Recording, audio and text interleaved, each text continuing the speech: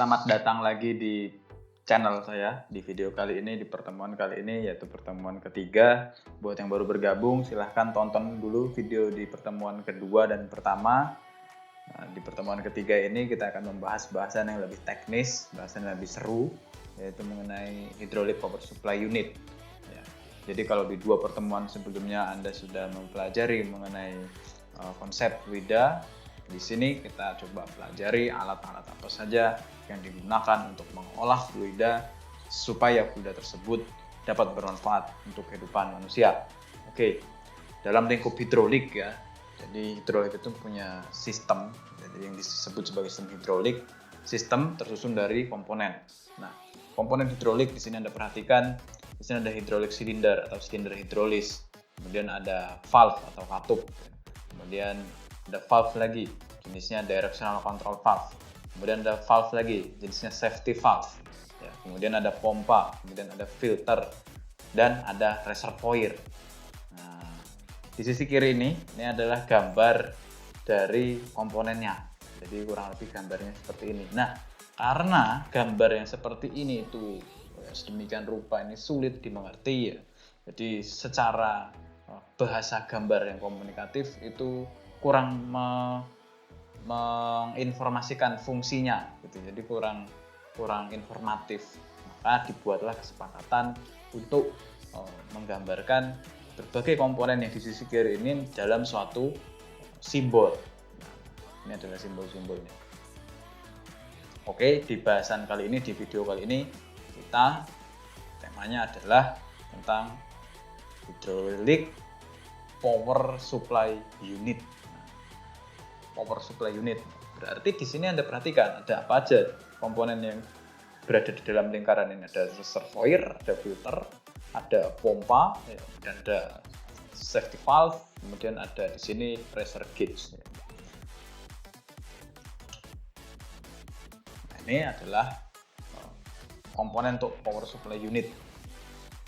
Dia ada dalam simbol power supply unit terdiri dari berbagai komponen tadi, ada pompa, ada safety valve, dan lain sebagainya. Nah, sekarang kita lihat ya, posisi reservoir itu di mana? Reservoir itu posisinya yang ditunjukkan oleh tanda panah ini. Ya, fungsinya adalah untuk menampung fluida. Nanti ada lebih jelas mengenai penjelasan reservoir. Kita bahas dulu secara umum satu persatu. Kemudian selanjutnya adalah pompa. Ya, pompa itu simbolnya sedemikian rupa, adalah simbol pompa. Ini adalah simbol pompa, Anda perhatikan.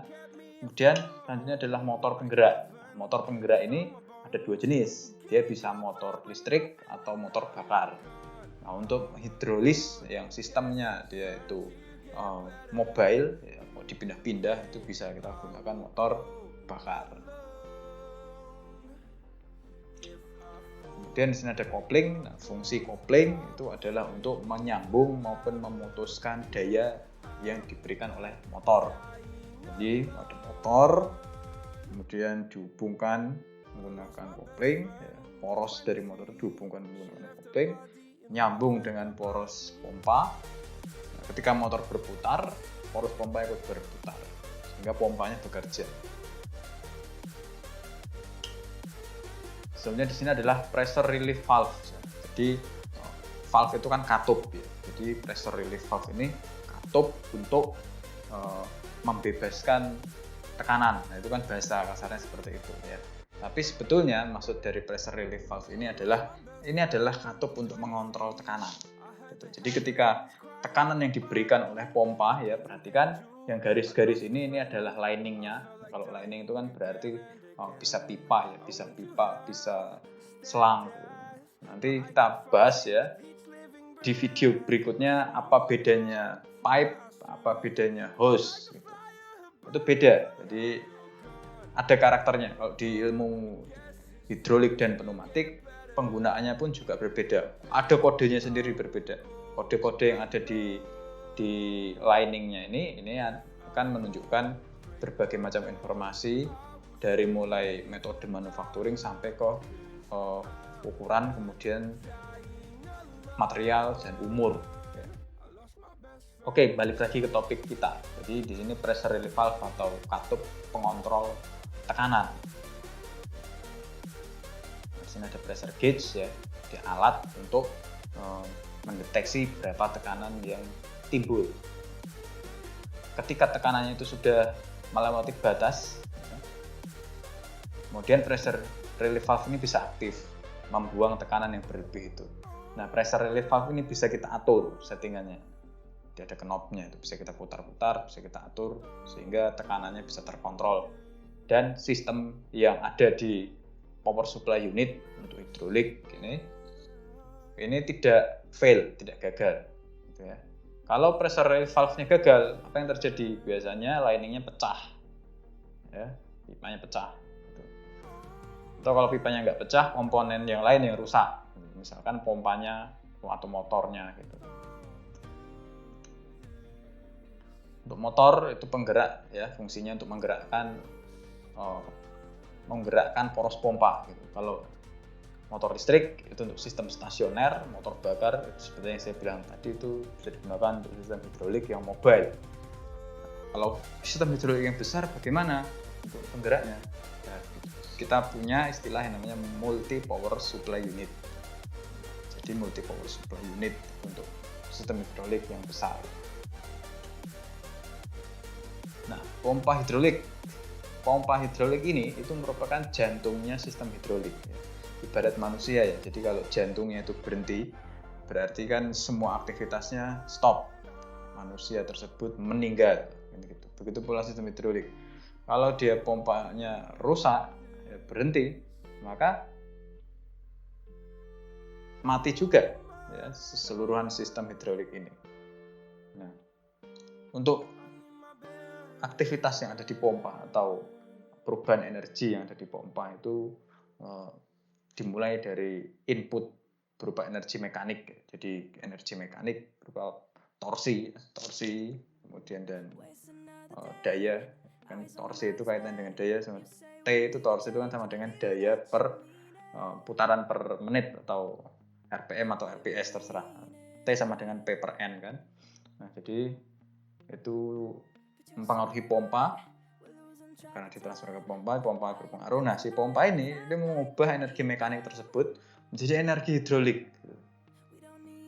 Sehingga fluida tadi, ya, pompa itu kan fungsinya untuk mengalirkan fluida cair. Ingat ya, fluida itu ada dua, ada fluida cair, ada fluida gas.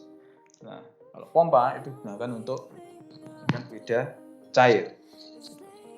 Apakah pompa bisa digunakan untuk mengalirkan fluida gas? Bisa.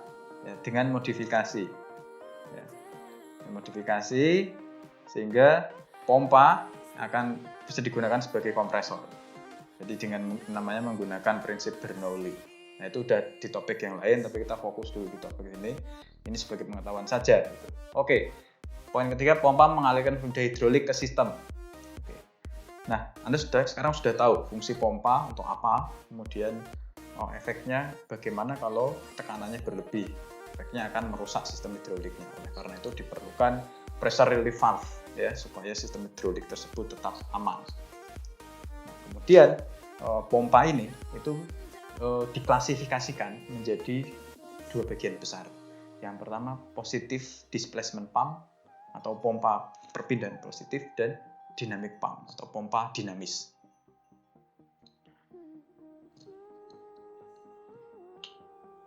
Ini ya.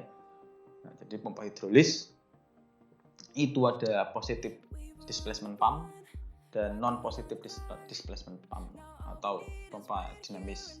Dan yang sisi kiri di sini positive displacement pump. Nah, positive displacement pump dibagi lagi menjadi dua jenis, bisa rotary pump, bisa reciprocating pump. Yang rotary bisa pump gear atau pompa gear seperti pompa akuarium Anda. Kemudian yang jenis fan, sirip. Nah, kemudian yang reciprocating pump ini itu seperti gerakan torak ya, torak di sistem piston di reciprocating. Nah, untuk yang non positive displacement pump itu namanya centrifugal pump. Nah, centrifugal pump ini dibagi jadi dua, yaitu axial flow pump dan radial flow pump. Nah, seperti itu. Oke. Kita lanjut ke slide berikutnya. Ini adalah jenis-jenis dari pompa perpindahan positif atau positif displacement pump. Jadi ada jenisnya gear pump, ada jenisnya gear pump juga, tapi ada gigi internalnya di dalam. Yang atas ini gigi eksternal ya, yang bawah ini gigi internal. Kemudian ada juga screw pump, ya, pompa screw. Kemudian di sini ada jenis rotary fan, kemudian axial piston pump, kemudian radial piston pump. Nah, ini tipe pompa positive displacement pump berdasarkan desainnya. Nah, kemudian di kolom berikutnya ini berdasarkan speed ya, rentang rotasi per menitnya. N-nya itu perhatikan di sini tertulis kalau gear pump itu bisa 500 sampai 3500 rpm. Kemudian kalau screw itu lebih jauh lagi, range-nya bisa 500 sampai 4000 rpm atau rotasi per menit. Rotary, nah ini apalagi yang rotary? Yang rotary ini sisi minimalnya di 960 sampai 3000 rpm, ini lebih rendah dibanding yang screw ya. Yang aksial ini ada 3 tipe, dari 50 sampai 3000 atau dari yang paling kecil sampai 3000. Mungkin yang radial itu sama dengan yang rotary 90 sampai 3000. Kemudian dari sisi displacement volume Anda bisa baca sendiri di sini spesifikasinya. Kemudian dibagi menjadi, dikategorikan jadi tekanan ya, nominal pressure yang bisa dikenai, dan total efisiensinya. Efisiensinya 80% sampai 91% untuk gear pump, seperti itu. Sini kita perhatikan yang paling rendah itu bagian screw pump ya, efisiensinya. Screw pump punya efisiensi paling rendah. Nah, ini adalah dynamic pump atau non positive displacement pump. Jadi namanya pompa sentrifugal. Pompa sentrifugal ini dibagi jadi dua, yaitu yang alirannya itu radial dan alirannya aksial. Strukturnya sedemikian rupa ya. Jadi kalau Anda lihat pompa bentuknya seperti ini, dia berarti dynamic pump, pompa dinamis. Kemudian jenisnya ini adalah yang radial. Jadi sisi inputnya itu air ya, water itu masuk dari ini suction side masuk. Kemudian di sini di casingnya itu ada tanda dia berputarnya itu di arah mana. Di sini ada rotating direction indicator. Kemudian di dalam rumah pompa ini ada impeller, kemudian di sini ada upstream pipe flange di sini ya, nama komponennya. Nah, kemudian setelah masuk ke dalam rumah pompa ini, maka fluida tersebut akan dialirkan ke atas ya. Fluida masuk dari sini, kemudian seolah-olah dilempar gitu ya, dilempar ke sisi luar ya, gerak sentrifugal itu. Kemudian karena makin lama makin terisi, maka fluida yang baru masuk itu akan mendesak yang sudah ada di sini sebelumnya, sehingga ruangan ini akan terisi dan pompa akan mengalirkan fluida pada ketinggian tertentu. Jadi salah satu fungsi dari pompa adalah untuk mengalirkan fluida mencapai ketinggian tertentu. Jadi pompa itu sebetulnya tujuannya itu bisa mengalirkan, bisa lebih mencapai head ya, atau ketinggian yang mau dicapai dari si air itu namanya kita sebut head dari pump. Atau bisa juga digunakan untuk mensuplai fluida dalam debit yang besar. Nah, jadi nanti pengaruhnya ke susunan pompanya. Jadi kalau kita mau mencari head atau ketinggian yang besar, yang tinggi, maka pompanya akan disusun secara seri. Kalau kita mencari debit dari pompa yang size-nya lebih besar, tapi kita memiliki pompa yang terbatas, kita bisa memiliki lebih dari satu pompa untuk menghasilkan debit atau flow rate fluida dalam jumlah yang banyak daripada menggunakan satu pompa besar. Jadi itu dynamic pump yang jenis centrifugal radial flow. Kemudian selanjutnya ada yang jenis axial flow. Konstruksinya seperti ini. Jadi air itu masuk dari sisi ya, di sisi ini menggunakan impeller tersedot ya. Karena ada vakum di sisi dalam, maka fluida akan mengalir dari yang bertekanan tinggi ke yang bertekanan rendah. Maka akan masuk. Nah, fluida yang sudah terdorong ini akan terus dialirkan ke menuju head yang diinginkan. Nah, kemudian apa perbedaan antara pompa yang positif displacement dan yang dinamis atau non positif displacement? Di sini saya beri sudut pandang ya untuk menilai perbedaannya ditinjau dari pertama dari performa, kemudian flow rate, efisiensi mekanis, dan ditinjau dari viskositas atau kekentalan fluida yang dipindahkan. Nah, dari sisi performa, Anda perhatikan ya di sini yang garis ya, di sini ada garis sumbu X dan sumbu Y. Nah, Anda perhatikan yang di sumbu X itu adalah kapasitas ya, kapasitasnya. Kemudian sumbu Y itu adalah ketinggian yang dicapai atau head dari pompanya. Nah, berarti kan dengan kapasitas yang tetap si pompa displacement positif ini ya, ini garis biru ini untuk yang perpindahan positif, pompa perpindahan positif, yang garis merah ini untuk pompa sentrifugal. Nah, pada kapasitas yang tetap si pompa positif displacement ini dia mampu memindahkan fluida pada head yang sangat tinggi ya. Headnya itu bisa bertambah terus. Kenapa hal ini bisa terjadi? Nah, jadi gini, kalau dia pompa yang jenisnya positif displacement, misalkan kita ambil contoh pompa torak ya. Torak. Anda bayangkan di sana ada pompa torak sedang beroperasi, Anda bayangkan pompa torak beroperasi. Itu ada fluida yang masuk, kemudian dialirkan untuk mencapai head tertentu. Nah, perhatikan mekanismenya. Di sini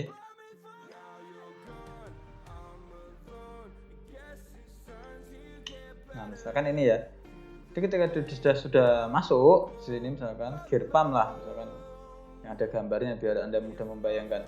Fluida masuk, kemudian itu dialirkan lagi, didorong. Jadi seolah-olah itu fluida itu ditumpuk. Seolah-olah itu fluidanya itu ditumpuk satu persatu, ditumpuk disusun-susun. Nah, sudah ditumpuk itu dia nggak bisa balik. Ya. Nah, oleh karena itu dia bisa memperoleh head yang tinggi, stabil dia pada kapasitas pompa yang rendah sekalipun. Ya nanti mungkin efeknya nanti bakal ada titik maksimal ya, ada titik maksimal pompa tersebut bisa mendorong ya, fluida di head tertentu. Tapi itu bisa diakali dengan sistem valve, sistem katup. Jadi kalau dia didorong dia bisa masuk, kalau dia mau balik dia nggak bisa masuk kan gitu. Nah. Kemudian kalau yang garis warna merah ini yang centrifugal pump, jadi dengan kapasitas ya untuk memperoleh head ya, itu kita harus mengubah kapasitasnya gitu. Kapasitasnya harus diubah. Jadi headnya itu cenderung untuk selalu berubah seiring dengan berubahnya kapasitas pompa. Jadi dia punya karakter sendiri. Pompa dengan kapasitas 50 dibandingkan dengan kapasitas 100, dia punya head maksimum yang beda. Seperti itu. Nah, itu ditinjau dari sisi performa. Kemudian positif displacement pump versus dynamic pump ditinjau dari sisi flow rate.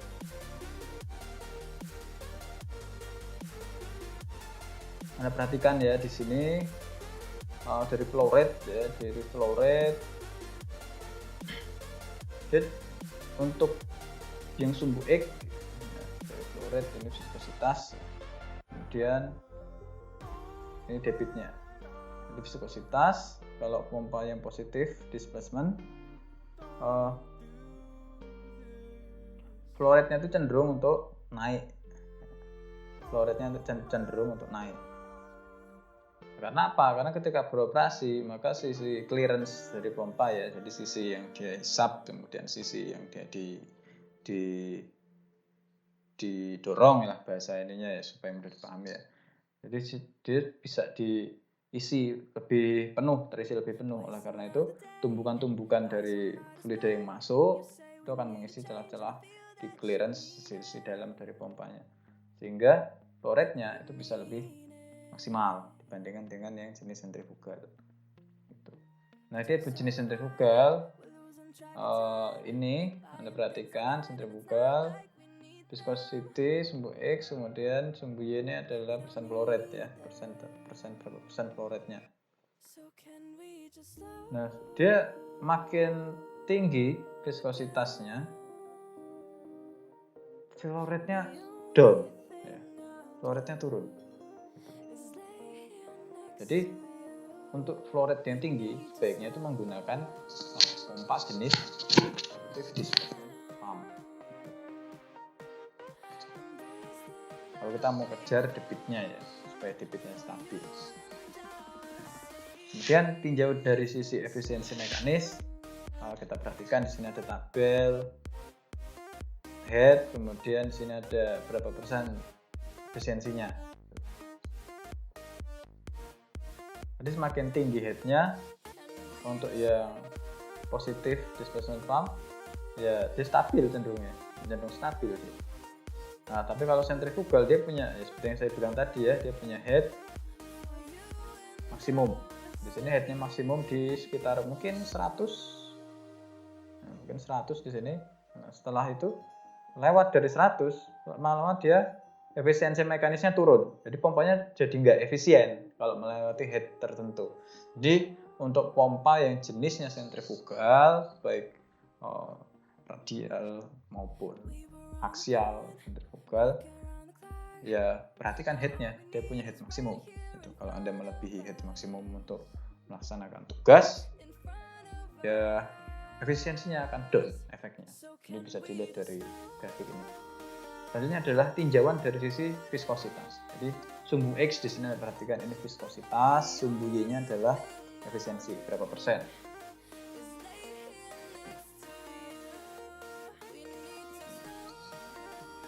Nah, positif yang warna biru ya positif displacement pump.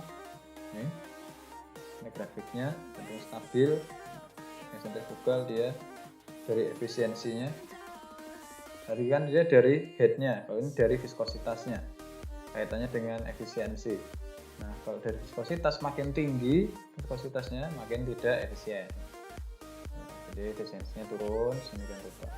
Kemudian begitu pula dengan positif displacement pump, itu ada penurunan tapi tidak sebesar yang dialami oleh sentrifugal pump.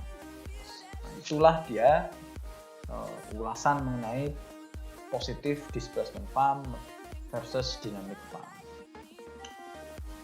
Nah, selanjutnya ini adalah penjabaran dari jenis-jenis positif displacement pump. Jadi ada pompa roda gigi eksternal gear pump, ini roda gigi yang luar. Jadi ini ada nama-nama komponennya ya.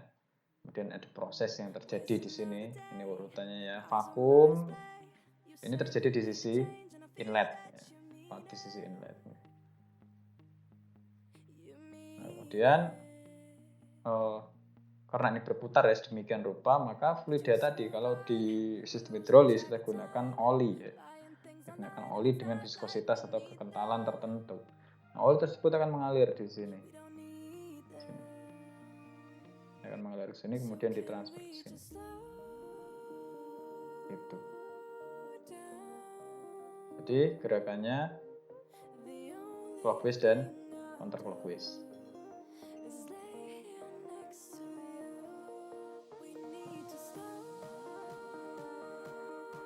Oke. Sampai sini saya harap Anda paham. Kita lanjutkan lagi. Nah, jadi setelah sampai di sisi outlet sini, lidahnya akan dorong keluar.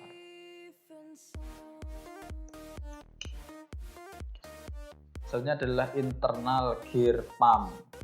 Internal gear pump atau pompa gear, pompa roda gigi yang jenis giginya itu internal, kalau yang tadi eksternal.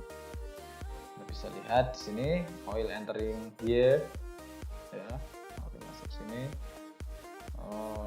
Kemudian ini akan ditransfer oleh berputarnya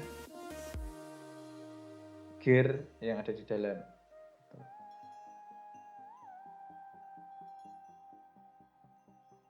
Kemudian port keluarnya adalah di sisi sini. Ini jenis lob ya, lobus. Dari kata lobus, lob itu lobus. Jadi lobus itu ini ya, seperti bilik jantung itu loh maksudnya lobus itu. Lobus itu bilik, jadi ruangan gitu ya.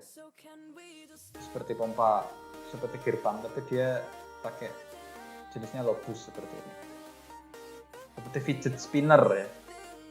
Seperti fidget spinner. Prinsipnya sama, dia suction, kemudian lidah didorong ya, dan ini berputar, dan lidah kan incompressible ya. Lidah ingat ya, seperti lidah itu adalah incompressible. Dia tahan terhadap tekanan. Ditekan dengan pressure sedemikian besar sampai ribuan bar, dia mungkin hanya pengurangan volumenya tidak signifikan. Berbeda dengan udara ya. Kalau udara kan pengurangan volumenya bisa banyak. Oleh karena itulah mengapa udara bisa dimanfaatkan untuk banyak hal, seperti dimasukkan ke dalam tabung jadi tabung oksigen, kemudian dimasukkan ke dalam karet jadi ban, karena dia kompresibel. Ya bayangkan kalau dia non kompresibel, kan repot, tidak aplikatif untuk banyak hal. Nah, tetapi di sini Anda perhatikan karena suction discharge-nya sedemikian rupa, maka Anda harus jeli memasang konfigurasi tiap lobus ini, ya, tiap lobusnya. Jadi ketika Anda membongkar pompa jenis seperti ini, Anda harus jeli dan sampai posisi atau arahnya tertukar.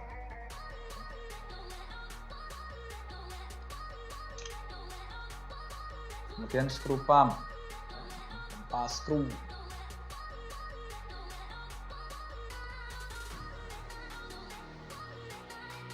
Jadi inputnya dari sini, outputnya ada di sisi sini.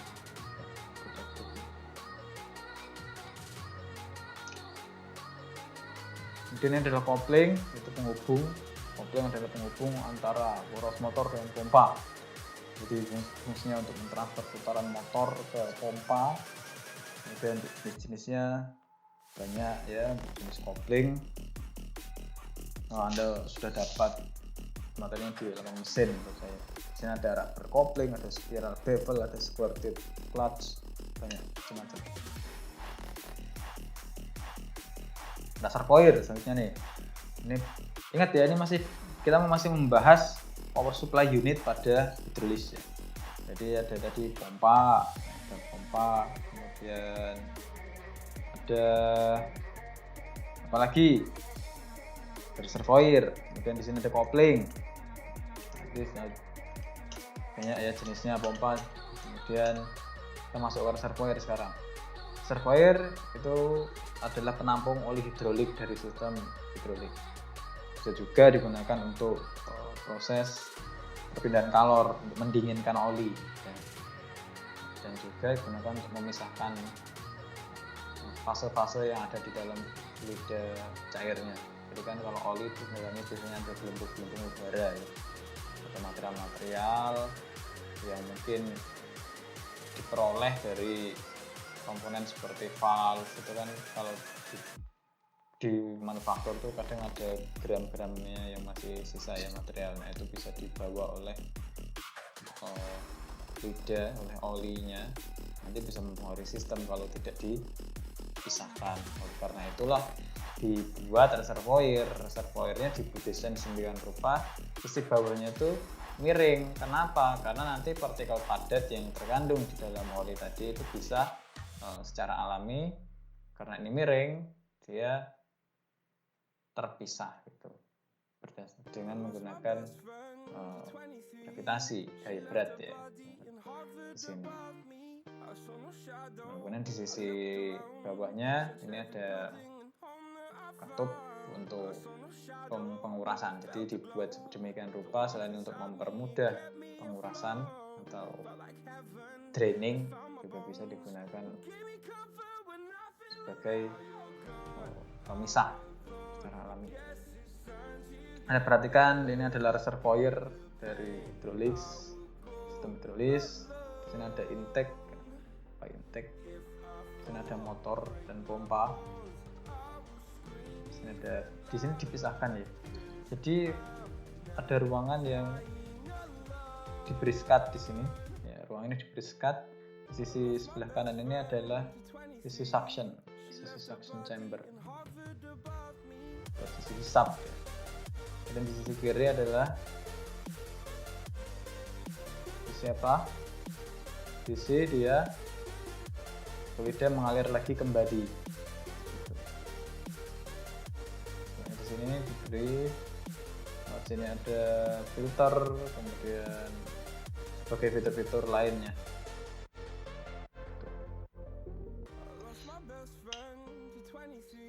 Nah, ukuran reservoir sendiri itu ukurannya ya berdasarkan kapasitas pompa ya.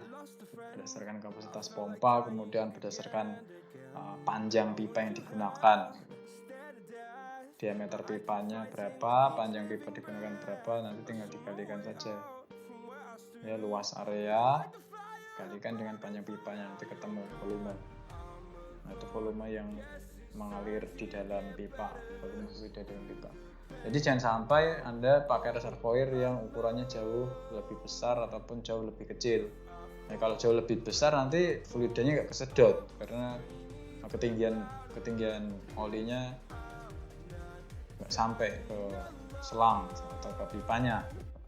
Maka ini harus diperhitungkan dengan matang untuk size reservoirnya. Kalau dia terlalu kecil nanti malah overload ya, olinya tumpah.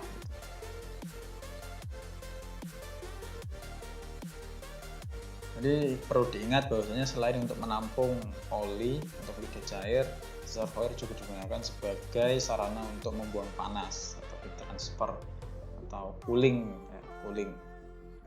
sebagai cooler.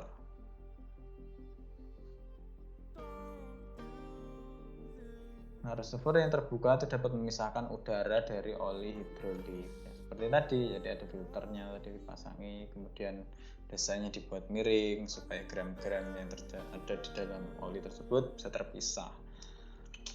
Oke. Sini ada intake, ada bevel plate, base plate ya. Jadi intake letak keduanya harus jauh mungkin ya dalam reservoir. Ujungnya harus di bawah level terendah dari oli hidrolik ya tadi, supaya dia bisa disedot lagi gitu, disirkulasikan. Kalau enggak ya ketika dia posisinya minimum ternyata intake-nya, return line-nya lebih tinggi dari posisi minimumnya, ya enggak bisa. Kemudian bevel plate memisahkan bagian intake dan return di dalam reservoir. Settling time ini menghasilkan settling time yang lebih lama di dalam reservoir. Bevel plate ini bevel plate pemisah.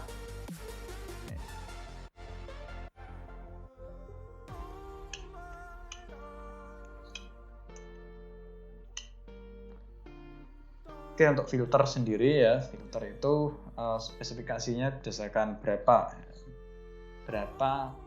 ukuran partikel yang mau difilter. Gitu. Berapa ukuran zat yang terkandung atau zat pengotor di dalam fluida itu. Nah, itu kita cari dulu, kita ukur, baru kita menentukan jenis filter yang digunakan. Di sini ada coding untuk filter ya, di sini ada beta 50. Beta 50 sama dengan 10, artinya sebanyak 10 kali, sebanyak ada sebanyak 10 kali lipat ya, partikel yang ukurannya itu lebih dari 50 mikron yang berlokasi di bagian intake-nya ya. Filter itu kemampuan filternya gitu. Di filter ini ada ukuran-ukurannya dan penjelasannya di sini. Anda bisa baca, bisa amati. Ini ukurannya dari 1 sampai 40 mikron ya, mikrometer.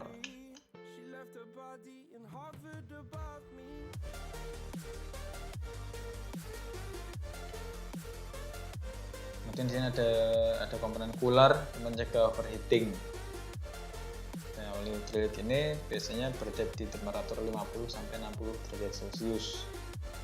Gitu. Dan temperatur ini akan mempengaruhi density dari oli hidrolik. Apabila diinginkan pendinginan fluida cair ya, dengan selisih penurunan suhunya itu 25 derajat Celcius, maka cukup dengan pendinginan dengan udara itu cukup. Tapi kalau ingin penurunan suhunya sampai 35 derajat Celcius ya, itu kita pakai fluida air. Nah, ini gambar dari air cooler. Air cooler sisi kiri seperti ini, water cooler di sisi kanan. Water cooler ini adalah heat exchanger yang digunakan untuk mendinginkan fluida cair pada sistem hidrolis. Ini ada heater ya, ini ada heater. Heater diperlukan supaya peroleh temperatur optimum lebih cepat ya. Kemudian hal ini berhubungan dengan kekentalan optimum oli hidrolik. Jadi suhu mempengaruhi karakteristik viskositasnya. Nah, itu harus di maintenance menggunakan heater. Supaya apa? Supaya sistem hidroliknya berlangsung optimal, itu sesuai dengan kondisi kerja yang maksimal. Kalau dia temperaturnya terlalu rendah, maka viskositasnya akan tinggi. Sehingga apa? Komponen jadi bekerja lebih berat ya. Pompanya bekerja lebih berat, kemudian pipanya, katupnya, maka umurnya akan jauh lebih cepat rusak apabila viskositasnya tidak sesuai. Dalam artian terlalu kental.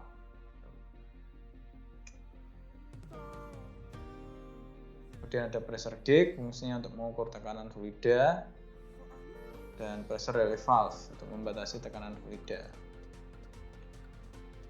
Nah, kemudian setelah mengetahui berbagai komponen tadi, ada perhitungan nih, ada perhitungan untuk external gear pump.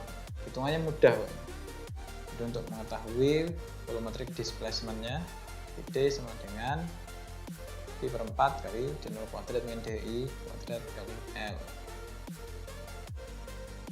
Jadi perpindahan volume yang dipindahkan oleh si gear pump ini. Volume apa? Volume fluida.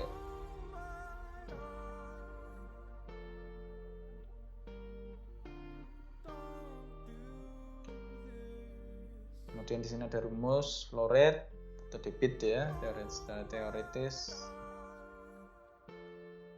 Kemudian untuk menghitung daya pompa juga ada, menghitung efisiensi volumetrik dan efisiensi mekanis pompa. Kemudian untuk menggerakkan pompanya menggunakan motor listrik maupun motor bakar, itu kita menggunakan torsi ya, perhitungan torsi teoritisnya sedemikian rupa. Kemudian ada torsi aktual dan efisiensi pompa keseluruhan. Sudah tertulis di materi yang Anda lihat di layar ini. Nah, di sini ada contoh dari soal pertama. Di eksternal gear pump memiliki roda gigi dengan diameter luar 3 inci, diameter dalamnya 2 inci, serta tebal giginya 1 inci. Oke. Jika flow rate aktual pompa pada putaran 1800 rpm adalah 28 kpm, berapa efisiensi volumetrik pompa tersebut? Yang ditanya adalah efisiensi volumetrik. Ada volumetric displacement PD sama dengan P per 4 dan U kuadrat min DI kuadrat. Jadi mencari volumetric displacement terlebih dahulu. Nah, setelah volumetric displacement diketahui, kemudian menghitung flow rate-nya secara teoris. Maka kita tahu efisiensi volumetrik adalah Q aktualnya bisa diperoleh di soal pada putaran 1800 rpm adalah 28 kpm. Ya, kemudian yang berdasarkan perhitungan ketemu 30,6 kpm, maka dibagi efisiensi volumetriknya Q aktual dibagi Q teori 91,3%.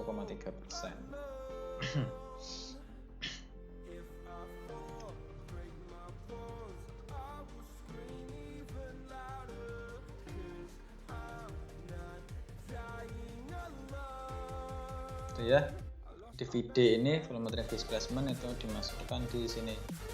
VD ini rumusnya ini, VD kali N per 231, makanya Anda cari VD nya dulu,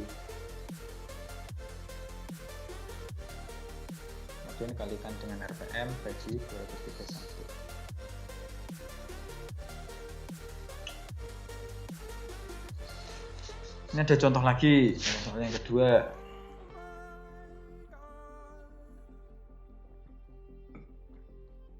Di sini eksternal gear pump memiliki roda gigi dengan diameter luar 25 mili, diameter dalam 15 mili, tebal giginya 5 mili. Sudah diketahui efisiensi volumetriknya 90% pada putaran 1000 rpm. Tekanan kerjanya 65 bar. Anda diminta menentukan flow rate aktualnya, kemudian daya output pompa dan daya motor penggerak yang digunakan. Jika efisiensi mekanis pompa 85%. Langkahnya adalah sedemikian rupa. Anda mencari volumetric displacement-nya dulu, cari theoretical flow rate-nya, kemudian aktual flow rate-nya, karena efisiensinya sudah diketahui, dengan dikalikan dengan theoretical flow rate. Ketemu flow rate aktual ya. Jadi ketemu flow rate aktual. Jadi perhitungan volumetric displacement dan theoretical flow rate ini digunakan untuk mencari flow rate aktualnya atau aktual flow rate-nya. Setelah diperoleh, kita bisa mencari daya pompa. Daya pompanya bisa kita cari P dikali Q aktual. Tuh.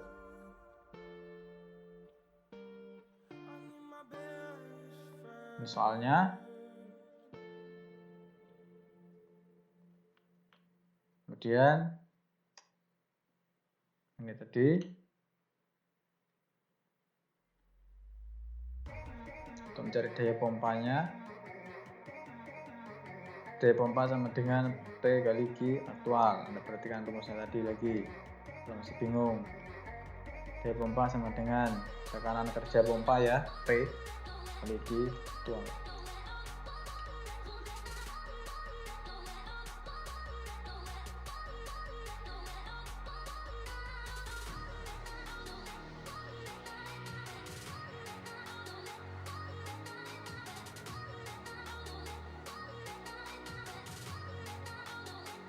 Kemudian daya poros pompa, dari daya pompa dibagi dengan efisiensi, kita diperoleh efisiensi motornya 85%. Seperti asumsikan ya, efisiensi motor listrik 85%, maka daya motor listriknya ya 363,5 watt bagi 0,85, ini 3/4 horsepower. Kemudian contoh 3, sebuah pompa hidrolis, diketahui volume displacement-nya 5 inch kubik. dengan flow rate 20 GPM, putarannya 1000 RPM, dan tekanan 1000 PSI. Diketahui di sini torsi dari motor penggerak 900 pound-inch. Kita diminta mencari efisiensi total pompa dan torsi teoritis poros pompa. Nah, urutannya adalah mencari theoretical flow rate, kemudian mencari efisiensi volumetrik pompa, efisiensi mekanis pompa, maka flow efisiensinya bisa diketahui dan torsi teoritisnya bisa kita ketahui dengan rumus yang sudah tersedia. Oke, demikian ya pembahasan mengenai materi ketiga untuk kali ini. Semoga bermanfaat dan sampai jumpa di video berikutnya.